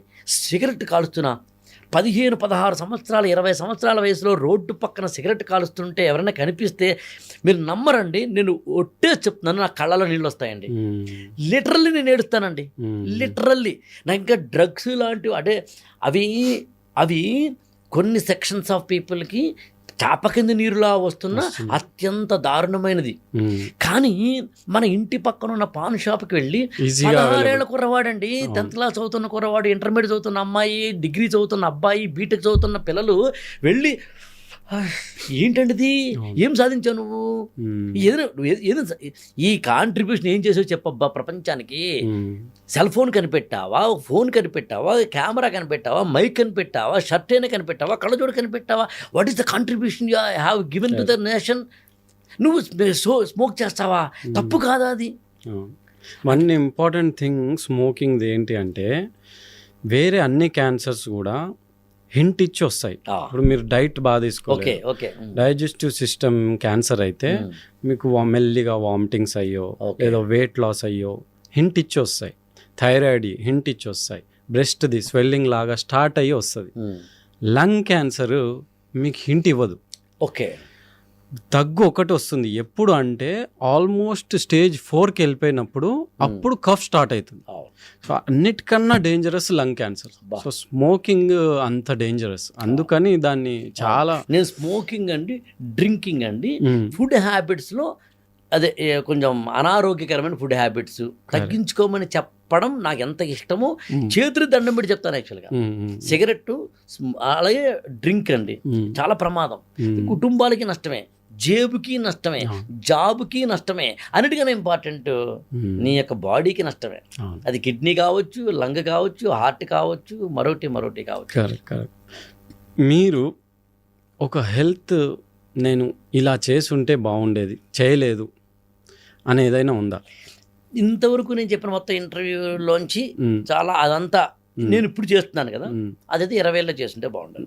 కాకపోతే ఏంటంటే నాకు ఉన్న అడ్వాంటేజ్ ఏమైందంటే తెలుసో తెలియకో స్మోకింగ్ లేదు, డ్రింకింగ్ లేదు, అంటే అసలు చేయలేదు ఇలాంటి పదాలు ఏం కాదు. ఇప్పుడు మన ఎలా ఉంటుందంటే college days, after post college days, early job days అని కొన్ని ఉంటాయి లైఫ్లో. అంటే 20 ఏళ్ళండి, 25, 26 సంవత్సరాలు. అప్పుడు ఆ డేస్లో లాంటివి ఏమైనా ఒకటండి మినహాయిస్తే తప్ప స్మోకింగ్ డ్రింకింగ్ అనేది బై నేచర్ లేదు డే 1 నుంచి. ఓకే. అలాగే ఉన్నంతలో ఎక్కువ తినడం అనేది లేదు నాకు. ఓకే. ఉన్నంతలో అవును, తక్కువ తినడమే ఉంది. సైంటిఫిక్గా కూడా అది సైంటిఫిక్ రైట్ 80% ఫుల్ ఉంచాలి. నాకు తెలియకుండా జరిగింది. ఏది నేను ఎక్కువ తిన్నాను. మీరు ఎంత నేను మీ ఇంటికి భోజనానికి పిలవండి, నాకు పప్పు అన్నం అంటే ఇష్టం, మామూలు ఇష్టం కాదు. పప్పు అన్నం అంటేను గుత్తి వంకాయ కూర అంటే ఐ థింక్ నేను చాలా ఇష్టం. అయినా ఒక లైన్ దాటుతుందంటే ఆపుతాను నేను. హెవీగా తినడం అనేది ఎప్పుడో కానీ జరగదు. ఫాస్టింగ్ అలాంటి ఫాస్టింగ్ అనేది నాకు తెలిసి వాటి వరకు ఎప్పుడు చేయలేదు, నేను ఎప్పుడు చేయలేదు. ఓకే. అంటే ప్రత్యేకంగా ఫాస్టింగ్ లాంటివి ఎప్పుడు చేయలేదు. కానీ హెవీగా తినను, అండ్ నేను ఒంటిపోటే గత 10 ఏళ్ళుగా తినడం అనేది. మళ్ళీ ఇక్కడ ఇంటర్మీడియట్ ఫాస్టింగ్ యాడ్ అయింది. అదొకటి సైంటిఫిక్ గా చూస్తే ఓకే నాకు జరిగింది. ఓకే, అక్కడ 80% ఫుల్ ఉంచుతున్నారు, అది సైంటిఫిక్ గా ఓకే అయింది. ఇక్కడ ఒకే పూట తినడం, ఎర్లీగా తినడం వల్ల ఇంటర్మీడియట్ ఫాస్ట్ అది తెలియకుండా జరిగింది. అవును, అది బాడీని ఆటోఫేజ్ చేస్తుంది. ఓకే, ఎప్పుడు పాత సెల్స్ ని చంపేసి కొత్త సెల్స్ రీజనరేట్ అవుతాయి తక్కువ తినడం వల్ల అండ్ ఎర్లీగా తినడం వల్ల, ఆ గ్యాప్ ఉంచడం వల్ల, ఫాస్టింగ్ గ్యాప్ ఉంచడం. ఓకే, అదొకటి నేను ఒంటిపూట భోజనం అలాంటివి. తర్వాత ఒకప్పుడు కొంచెం కాఫీ టీలు ఎక్కువ తాగేవాడిని బాగా. గత 10 ఏళ్ళుగా 5 ఏళ్ళుగా అలా కాకుండా తగ్గించాను, నంబర్ తగ్గించాను. దీనికి ఏం చేశాను కూడా చెప్పాలి. నేను థ్యాంక్స్ టు శోభన్ బాబు గారండి. శోభన్ బాబు గారిని సినిమా హీరో ఉన్నారు, ఈ జనరేషన్కి కూడా తెలిసిన ఆయన. నా దృష్టిలో మహానుభావుడు అండి. అబ్బా, ఆయన ఒక వీడియో కూడా ఎప్పుడు చూడండి. యాక్చువల్గా ఆయన కాఫీ టీలు మానేసి ఓసారి ఫ్లైట్ ఎక్కిన తర్వాత ఆయన కాఫీ ఇచ్చారట, తాగుదామా అనేంత టెంప్ట్ అయ్యారట. తాగుదాము అనేది టెంప్ట్ అయిన తర్వాత తాగుదామా మాందామా అనుకున్నప్పుడట నో నేను ఒక మాట ఇచ్చాను, నాకు నేను ఇచ్చిన మాట నిలబడాల్సిందని చెప్పి కాఫీ తాగడం మానేసి దాని వాసన మాత్రం చూసి ఆస్వాదించి కాఫీని పక్కన పెట్టేసానండి. మహానుభావుడు. శతప్రజ్ఞత అంటే అర్థం నా దృష్టిలో అదే భగవద్గీతలో చెప్పింది. నేను అందుకు ఏం చేశానంటే కాఫీ టీలు ఇంట్లోనూ తాగి బయట తాగితే కష్టం కాబట్టి ఇప్పుడు ఎవరో ఒక ఆఫీస్కి వెళ్తాం, కంపెనీకి వెళ్తాం, మీటింగ్కి వెళ్తాం, ఇలా మనం షూటింగ్కి వచ్చాం. ఇక్కడ వచ్చిన తర్వాత నలుగురిలో ఉంటాం మనం. కాఫీ నేను తాగను, టీ నేను తాగను అన్నా కూడా గురుగారు అన్న మిత్రమా ఉంటాయి కాబట్టి అందుకు ఫస్ట్ ఏం చేశానంటే ఇంట్లో బ్రేక్ చేశాను. నేను ఇంట్లో కాఫీ టీలు మానేసా. అప్పుడు బయట కాఫీ టీలు తాగి ఇంట్లో కూడా తాగితే ఓవర్ డోస్ అవుతుంది కాబట్టి పెగ్గు మీద పెగ్గేయడం కాకుండా ఇది ఫస్ట్ చేశాను. 2 తర్వాత ఏం చేస్తున్నానంటే ఈ మధ్య కాలంలో గత 8 నెలలుగా 1 ఇయర్గా మన గ్రీన్ టీ బ్యాగ్స్ ఉంటాయి కదా, అది ఒక కొనుక్కొని కారులో పెట్టుకుంటున్నాను. ఉదాహరణకు మనలాంటి మిత్రులు అంటే అర్థం ఏంటంటే కొంచెం ఆత్మీయంగా నేను కాఫీ తాగనన్నా అంటే కనుక ఓకే అంటారు కాబట్టి అప్పుడు ఏం చేస్తున్నానంటే నేను ఎక్కడైనా కానీ హాట్ వాటర్ దొరుకుతుంది, నేను హాట్ వాటర్ తాగుతాను. అదొకటి. మళ్ళీ నేను ఇప్పుడు కూల్ వాటర్ తాగను, ల్యూక్ వామ్ వాటర్ తాగుతాను, గోరు వెచ్చని నీళ్లు తాగుతాను, మరీ వేడి నీళ్ళు కాదు అని చెప్పి వేడి నీళ్లు పెట్టుకుంటే ఆ కారులో బ్యాగ్ వేసుకుని, అంటే 2-3 బ్యాగులు కాదు మొత్తం బ్యాగే ఉంది కాబట్టి కావాలంటే మీరు కూడా తాగొచ్చు అనేంతలాగా. ఎప్పుడంటే నేను ఇవన్నీ ఎందుకు చెప్తున్నానంటే లైఫ్లో ఎప్పుడైతే నీ జీవితాన్ని నీ కంట్రోల్లోకి తెచ్చుకోవడం మొదలు పెడతావో అప్పుడు అన్ని ఫుడ్ హ్యాబిట్స్ గుడ్ హ్యాబిట్స్ నీకు వచ్చేస్తాయి. If you are driving by someone, అది నేను చెప్పదలుచున్నాను ఇక్కడ యాక్చువల్గా. మొహమాట పడి ఆయన పెగ్గు వేసుకోమన్నాడు కూడా మనం వేసుకుని అన్నా ఇవాళ మంచి పార్టీ ఇచ్చారనన్నా రా అన్నా అంటే ఎగేసుకెళ్ళిపోతుంటే తప్పు నీదవుతుంది కదా. అలాంటి వాటిల్లో అందులో మొహమాటం వద్దు, మొహమాటం వద్దు, ఓవర్ యాక్షన్ వద్దు, అనవసర అలవాట్లు వద్దు, దురలవాట్లు వద్దు, వ్యసనాలు వద్దు. ఉన్న చిన్న చిన్న అలవాట్లు తప్పేం కాదని అంటాను కాబట్టి దాన్ని కంట్రోల్లో పెట్టుకోవడం అనేది నీ చేతిలో లేనప్పుడు మన నష్టం గురించి మాట్లాడుతున్నాను. బట్ ఉన్నంతలో కొన్ని అలవాట్లు మంచి అలవాట్లు కానే కావు. దాని చెప్పిన స్మోకింగ్, డ్రింకింగ్, XYZ లాంటివి అసలు కానే కావు కాబట్టి దాని దూరమే ఉండాల్సింది. దానికి మళ్ళీ టెస్ట్ చేస్తాను, చెక్ చేస్తాను, కంట్రోల్లో పెడతాను. ఇది నా లాస్ట్ తెలిసిన అన్న ఎక్స్ట్రాలు చేయొద్దు, 100 ఏళ్ళ నుంచి అదే అంటున్నాను. సో అందుకని చిత్త వృత్తి నిరోధ, మనసు మీద కమాండ్ ఉన్నవాడు రాజుతో సమానం. స్పిరిచువాలిటీని హెల్త్ని ఎట్లా రిలేట్ చేస్తారు? దేన్ని? స్పిరిచువాలిటీ స్పిరిచువాలిటీ అంటే సింపుల్ మీనింగ్ అండి. స్పిరిచువాలిటీ అంటే ఏం లేదు, తామరాకు మీద నీటి బొట్ల ఉండగలిగితే దాన్ని స్పిరిచువాలిటీ అంటాం. అంతే ఏం లేదు. దాన్ని చాలా సింపుల్ ఈక్వేషన్ చెప్తాను. స్పిరిచువాలిటీ అంటే అర్థం ఏంటి తెలుగులో? ఆధ్యాత్మికత. ఆది ఆత్మ, ఆత్మ అంటే నేను, ఆది అంటే బియాండ్, నాకన్నా మించింది. ఈ ప్రపంచంలో నేను చేస్తున్నాను, నేను చేయగలను అని అనుకున్నప్పుడు ఆత్మ అండది, సెల్ఫ్. నా చేతిలో లేనిది ఇంకోటి ఏదో ఉంది అనుకుంటే ఆధ్యాత్మికత. అంతే. ఇప్పుడు మన ఇద్దరం మాట్లాడుతున్నాను, మామూలుగా మనం ఏమంటామంటే మన ఇద్దరం మాట్లాడుతున్నాం సార్ అంటాం. నేను మీరు ఏదో రమ్మన్నారు నేను వచ్చానని అంటాం. యాక్చువల్ రాంగ్ అది. సెల్ఫ్ అంటే నేను చేస్తున్నది అర్థం. నేను చేస్తున్నదని ఎప్పుడైతే అనుకున్నామో మన చేతిలో లేనిది ఇంకోటి ఏదో ఉందని అర్థం చేసుకోకపోతే ప్రమాదం. ఈ క్షణం మాట్లాడుతున్నా నేను, ఇదే క్షణం ఇలాగే ఉంటాను, ఇలాగ ఒక 100 ఏళ్ళు ఉంటానంటే రాంగ్ అని. ఇలా మాట్లాడుతూ కూడా చచ్చిపోవచ్చాను. ఒప్పుకున్నా ఒప్పుకోకపోయినా గుండె ధైర్యం ఉండాలేమో తప్ప ఏ క్షణమైనా మృత్యు వస్తున్నాను. అంటే నేను చేస్తున్నాను అని అంటున్నాను కానీ నా చేతిలో లేని చాలా ఉందండి. నేను హెల్త్ని ఎంత బాగా పెట్టుకున్నానో తెలిసినా అనేది అజ్ఞానం. మనకు తెలియకుండా ఏదైనా జరగచ్చు. సో అలా నా చేతుల్లో లేనిది ఏదో ఇంకొకటి ఉందని అర్థం చేసుకోగలిగి ప్రపంచమంతా ఒక మన యొక్క పాత్రతో సంబంధం లేకుండా ఉంటుందని తెలుసుకోగలిగి నేను ఉన్నంతలో నా పాత్ర నిర్వర్తించాలని మాత్రమే అర్థం చేసుకోగలిగితే టచ్ బి నాట్ లాగా అటాచ్మెంట్ విత్ డిటాచ్మెంట్ విత్ అటాచ్మెంట్లా ఉండి సక్సెస్ వస్తేనేమో నన్ను మించిన లేడు అని, అదే కనుక ఫెయిల్యూర్ వస్తేనేమో కుంగిపోయి. ఇప్పుడు మన ఇద్దరం వీడియో పెడతామండి. ఈ వీడియో ఉదాహరణకు ఒక 1,00,000 2,00,000 మిలియన్లో వ్యూస్ వచ్చాయి అనుకోండి. రేపొద్దున మన ఇద్దరం ఏమంటామండి? తెలిసిన మన వీడియోకి 10 లక్షల వ్యూస్ వచ్చినాయి తెలిసిన అంటామండి. అలా కాదు 10 వ్యూస్ వచ్చినాయి అనుకోండి, 10 వచ్చినాయి అంటామండి. నేనేమంటానంటే అది 10 లక్షలైనా 10నైనా సమానంగా స్వీకరించగలిగి, శీతోష్ణాలను సమానంగా స్వీకరించగలిగి, అసలు ఈ ప్రపంచంలో ఎవరి కోసమో కాదురా పని చేయాల్సింది మన కోసం అనుకోగలిగి, పసిడి పథకాల హారం కాదురా విజయ తీరం, ఆటనే మాటకు అర్థం నిన్ను నువ్వే గెలుచు యుద్ధం అని అనుకోగలిగితే, అసలు నేను వచ్చింది ఇప్పుడు రఘుతేజ్ కోసం కాదు, ఐ డ్రీమ్ కోసం కాదు, ఎవరి కోసమో కాదు, వ్యూస్ కోసం కాదు, సబ్స్క్రైబర్ల కోసం కాదు, కామెంట్స్ కోసం కాదు, అభిమానుల కోసం కాదు, అంత సీన్ లేదు. నేను నా కోసం మంచి మాటలు మాట్లాడడానికి, నాకు ఇవ్వబడిన ఈ జన్మని కాస్తో కూస్తో ఒకళ్ళైనా ఇన్స్పైర్ అయితే, నేను ఎవరో చెప్పిన మాటకి ఇన్స్పైర్ అయ్యాను కదా.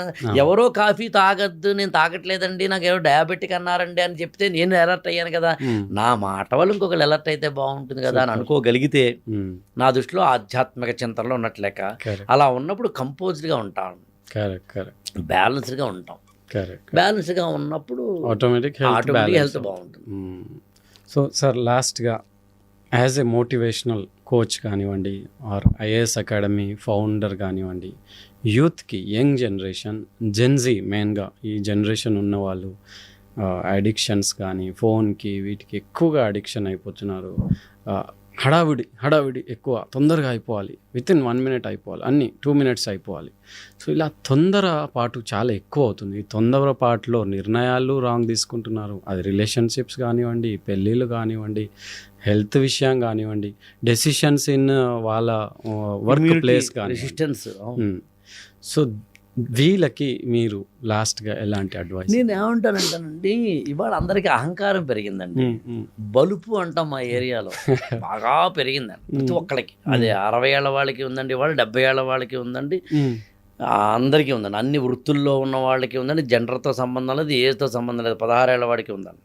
అందులో మీరు యూత్ అన్నారు కానీ అందరికీ చెప్పాలనుకుంటున్నానండి, అహంకారం వద్దండి. కరెక్ట్. నేను చెప్పగలిగేది అహంకారంలో అంటే అర్థం ఏంటంటే నేను పెద్ద తోపుని అనుకోవడంలో ఉంటుందండి. నేను చాలా పెద్ద పుడింగిని అనుకోవడంలో ఉంటుంది. అంత సీన్ లేదురా నీకు. ఈ క్షణం ఏమవుతావో తెలియని చిన్న జీవితం రా. బస్సు ఎక్కితే దిగేంత వరకు గ్యారంటీ లేదు, ఫ్లైట్ ఎక్కితే ల్యాండ్ అయ్యేంత వరకు గ్యారంటీ లేదు, ట్రైన్ ఎక్కితే రీచ్ అయ్యేంత వరకు గ్యారంటీ లేదు. దేనికి రా ఇంత, ఎందుకింత? కాబట్టి నేనేమంటానంటే అహంకారం వద్దు. ఈ అహంకారం వల్ల ఏమవుతుందంటే నేను సిగరెట్ కాలుస్తున్నా, డ్రింక్ చేస్తున్నా, డ్రగ్స్ తీసుకుంటున్నా, త్రిబుల్ రైడింగ్ అయినా, హెల్మెట్ లేకుండా అయినా, రాంగ్ సైడ్ డ్రైవింగ్ అయినా, ఓవర్ రైడింగ్, ర్యాష్ డ్రైవింగ్ అయినా, what ever you name it, నేను నా జీవితాన్ని ప్రమాదంలోకి నెట్టుకుంటూ నా చుట్టుపక్కల వాళ్ళు కూడా నెట్టుతున్నాను. మనిషిగా పుట్టావు కదా, మనిషిగా బిహేవ్ చేయి. అందుకని అహంకారం లేకుండా ఉండడాన్ని నేను చెప్పగలను. మొట్టమొదటి సూత్రం ఇది ఎవరికైనా వర్తిస్తుంది, నాతో సహా నాకు కూడా వర్తిస్తుంది. కూర్చొని మాట్లాడుతున్నాం కాబట్టి మనం వేరును వాడు వేరు కాదండి, నాకు కూడా వర్తిస్తుంది.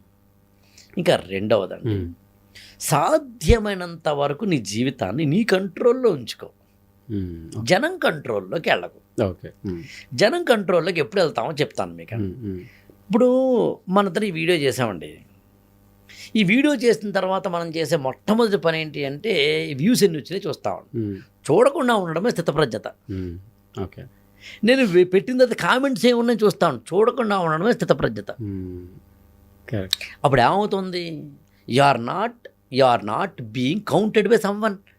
అదేంటండి నాకు నువ్వు సర్టిఫికేట్ ఇవ్వడం ఏంటి అంటే 100 వ్యూస్ వస్తేనేమో నా కంటెంట్ బాగుండనట్ట, 1000 వ్యూస్ వస్తే, 1,00,000 వ్యూస్ వస్తే నేను గొప్ప అయినట్టు ఎలా అవుతుందండి? ఎక్స్పెక్టేషన్స్ అనొచ్చా? ఎక్స్పెక్టేషన్స్ పెట్టుకోకు, ఎక్స్పెక్టేషన్స్ కోసం ఉండకు, జనాల ఎక్స్పెక్టేషన్స్ కోసం బతకు.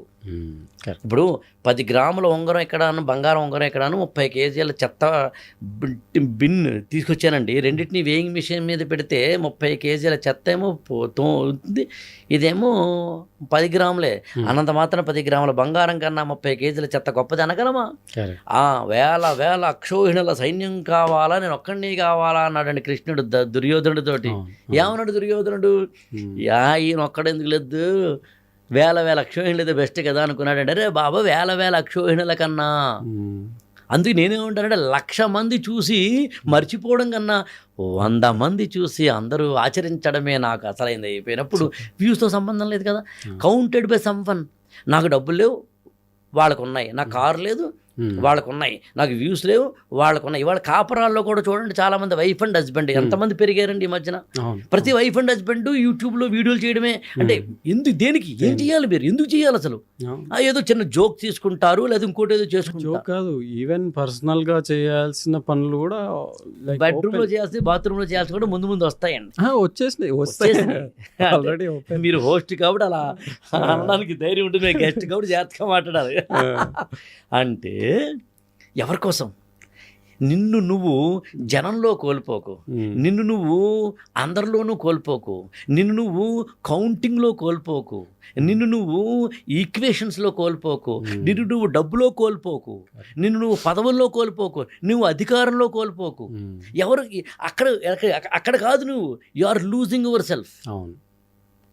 ఎమర్సన్ లాంటి కవులండి ఇంగ్లీష్లో అత్యద్భుతమైన కవిత్వం చెప్తారు. ఇక్కడ మనకు టైం లేదు కాబట్టి అటువైపు వెళ్ళలేదు. ఎమర్సన్ ఒక అంటే ఒళ్ళు జలధరించిపోతుందండి ఆ కవిత్వం లాంటి చదివితే. అంటే you don't lose yourself in living అంటాడండి. అండ్ బతుకులోని జీవితాన్ని పోగొట్టుకోకంటాడు. The dog is running on the road అని ఇంగ్లీష్లో కొటేషన్ ఉంటుందండి. కుక్క పరిగెత్తుకుని వెళ్ళిపోతుందట, ఎందుకు వెళ్ళి తెలియదు. హఠాత్తుగా అయిపోతుంది. మళ్ళీ వెనక్కి వస్తాడ, ఎందుకు తెలీదు, ఎందుకు పరిగెత్తున తెలీదు, ఎందుకు ఆగుతుందో తెలీదు. ఏం బతుకులరా మనవి, నన్ను నువ్వు కౌంట్ చేయడం ఏంటి, నన్ను నువ్వు సర్టిఫై చేయడం ఏంటి, నా సరుకుని నాకు తెలియకపోతే ఎట్లా. అందుకని అహంకారం వద్దు, అనవసర కంపారిజన్స్ వద్దు.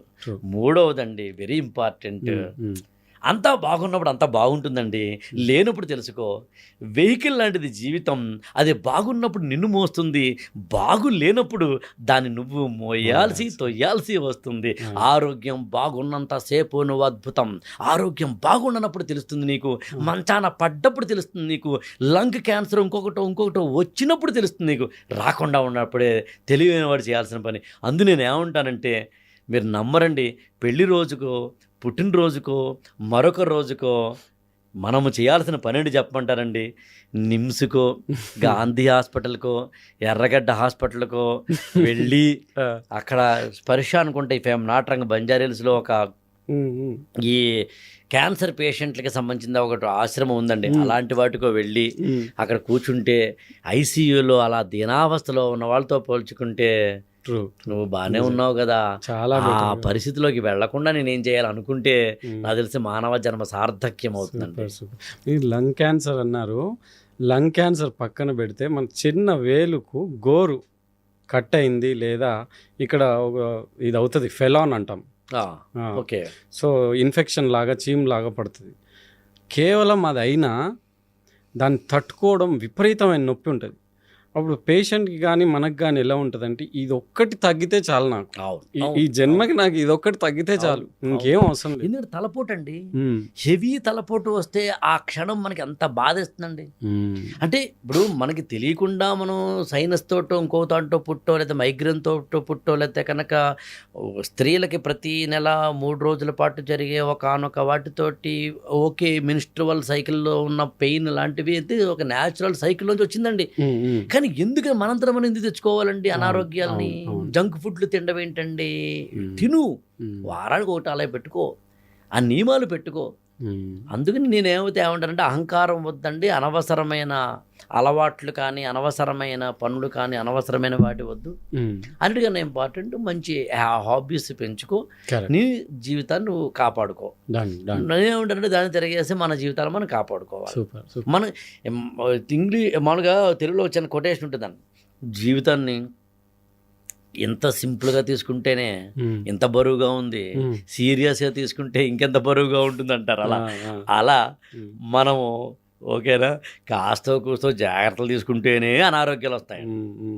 కాస్త పొద్దున వాకింగ్ చేసి ఈవినింగ్ ఏమో వాకింగ్ చేసి ఉంటేనే ఏదో ఒక హార్ట్ ఏదో తేడా కొట్టేసేంత దారుణమైన పరిస్థితిలో ఉన్నామండి. అలాంటి దాన్ని ఓవర్హాలింగ్ చేసి మొత్తం అంతా కనుక దాన్ని చేస్తే బండి షెడ్కి వెళ్తుంది. Super. So sir, thank you so much, wonderful inputs ఇచ్చారు. థ్యాంక్ యూ జనాలకు కానీ అండ్ వ్యూవర్స్కి కానీ ఈవెన్ యూత్కి కానీ.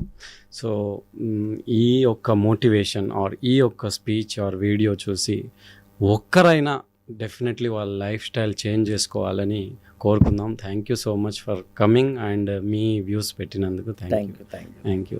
సో ఇది ఈరోజు health talks with doctor Raghu Akela Raghavender గారితో. సింపుల్, మార్నింగ్ లేవండి, మెడిటేషన్ చేయండి, బ్రెత్ పైన కాన్సన్ట్రేట్ చేయండి, మైండ్ఫుల్నెస్గా ఉండడం చాలా ఇంపార్టెంట్. డైట్ ఏం తీసుకుంటున్నాం అనేది కాన్షియస్గా తీసుకోవడం అనేది చాలా చాలా ఇంపార్టెంట్.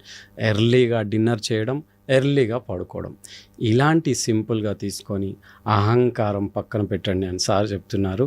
అండ్ ఏది చేసినా ప్రేమతో, కంప్లీట్ అవేర్నెస్తో, మైండ్ పెట్టి ప్రేమతో, ప్యాషన్తో చేస్తే డెఫినెట్లీ హెల్తీగా ఉంటాము. సో ఇది ఈ వీడియో ఒక సారాంశం I think. So thank you so much. చూస్తూనే ఉండండి ఇలాంటి వీడియోస్ కోసం health talks with doctor Raghu. Bye. And for more videos, please subscribe to iDream. Please subscribe to iDream. Please subscribe iDream. And please subscribe to iDream. For more videos, subscribe to iDream. please like, share and subscribe to the channel. Congratulations, iDream. Subscribe to iDream. Subscribe to iDream. So subscribe to iDream Media. iDream ki iDream team andarki huge congratulations. Please subscribe iDream Media. Please subscribe to iDream. Subscribe iDream. Please subscribe to iDream. I dream అంటే నా కళల ఛానల్ను subscribe చేసుకున్న నోరు తిరుగుతలేదు.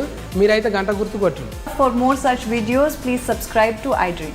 Subscribe to iDream. Please subscribe to iDream. Please subscribe iDream Media. Please do subscribe to iDream. Please subscribe to iDream Media. For best entertainment and information, please subscribe iDream. And don't forget to subscribe to iDream.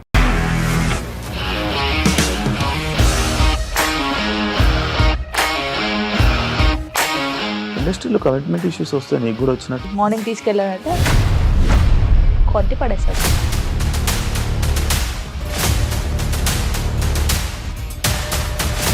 ఒక్కళ్ళు కూడా చూడలేదు ఈ cinema అని చెప్పడానికి కూడా చాలా ధైర్యం కావాలి. అది నిజం కదా, దాంట్లో ధైర్యం ఏంటి? ఇది నెక్స్ట్ డే ప్లేట్ మార్చేస్తే తప్పు కదా. As of now we're comfortable this అని నేను అనుకుంటున్నాను. రష్మిక గారిది మీది ఒకే ఊరు అంట కదా. నీకు కోపం వచ్చిందంటే బాగా తిట్టేత్తరా? తిట్టేద్దామండి. నిజంగా గేమ్ ని ఎలా చేంజ్ చేయగలిగారు? ఏపీఎస్ఎఫ్సి వాళ్ళకి 6 నెలల్లో నేను 6 లక్షలు కట్టా. బిజినెస్ చేయాలనుకుంటే it is as difficult as riding a tiger.